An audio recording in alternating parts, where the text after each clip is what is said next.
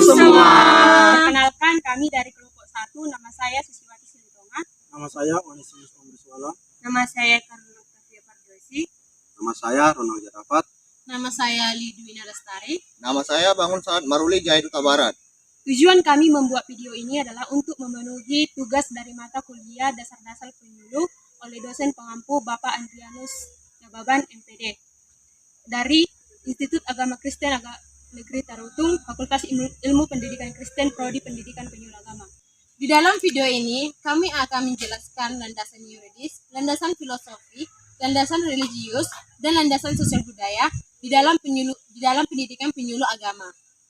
Selamat menyaksikan. Sebelum kita masuk ke pembahasan landasan, ada baiknya kita mengetahui apa itu penyuluh. Secara etimologi, menurut Kamus Besar Bahasa Indonesia, kata penyuluh berasal dari kata sulu yang berarti barang yang dipakai untuk media penerangan atau obor. Sedangkan penyuluh adalah orang yang bertugas memberikan penerangan atau penunjuk lain. Jadi, adapun pengertian penyuluh agama Kristen adalah suatu proses pengajaran atau penerangan dalam aktivitas bimbingan kepada masyarakat pada ranah agama berdasarkan Alkitab, berpusatkan Kristus, dan bergantung pada kuasa Roh Kudus, yang berarti pembangunan pribadi berdasarkan nilai Kristiani untuk menuju kedewasaan iman. Mari kita masuk kepada pembahasan landasan yuridis. Apa itu landasan yuridis? Menurut Undang-Undang Nomor 12 Tahun 2011 dalam lampiran pertama menyebutkan bahwa landasan yuridis didefinisikan sebagai pertimbangan atau alasan yang menggambarkan bahwa peraturan yang dibentuk untuk mengatasi permasalahan hukum atau mengisi kekosongan hukum dengan mempertimbangkan aturan yang telah ada yang akan diubah atau yang akan dicabut guna menjamin kepastian hukum dan rasa keadilan masyarakat. Apa hubungan landasan yuridis dengan pendidikan penyuluh agama Kristen? Berbicara mengenai yuridis yaitu berarti bahwa mempelajari dengan cermat, memeriksa atau untuk memahami suatu pandangan atau pendapat dari segi hukum. Nah, hubungannya dengan penyuluh agama Kristen yaitu hadirnya yuridis dapat membantu penyuluh agama dalam menyelesaikan konflik-konflik atau berbagai persoalan yang ada yang terjadi dalam agama maupun kelompok masyarakat dengan hukum yang telah ditetapkan. Tadi kita sudah mengetahui seperti apa landasan yuridis dalam penyuluhan agama. Dan sekarang kita masuk kepada landasan filosofi dalam penyuluhan agama. Berbicara tentang landasan filosofi dalam penyuluhan agama, tentunya kita mengetahui seperti apa pengertian landasan filosofi. Nah, landasan filosofi merupakan pertimbangan atau alasan yang menggambarkan bahwa peraturan yang dibentuk mempertimbangkan pandangan hidup, kesadaran, dan cita hukum yang meliputi suasana kebatinan serta falsafah bangsa Indonesia yang bersumber dari Pancasila dan pembukaan Undang-Undang Dasar Negara Republik Indonesia tahun 1945. Dan kalau kita masuk kepada landasan filosofi dalam penyuluh agama, landasan filosofi penyuluh agama menyangkut teori belajar, pembelajaran, dan strategi pembelajaran. Berarti landasan filosofi, bimbingan dan konseling atau penyuluhan adalah asumsi filosofi yang dijadikan titik tolak ukur dalam rangka studi dan praktek bimbingan dan konseling. Asumsi tersebut adalah jawaban menyangkut pertanyaan tentang apakah makna hidup itu, dari mana asal manusia dan kemana perginya, siapa manusia itu, dan pertanyaan sulit lainnya. Selanjutnya, landasan religius. Apa itu landasan religius?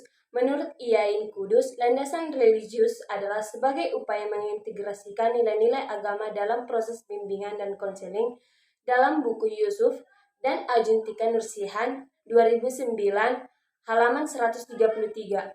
Nah, apa kaitan landasan religius dengan penyuluh agama Kristen?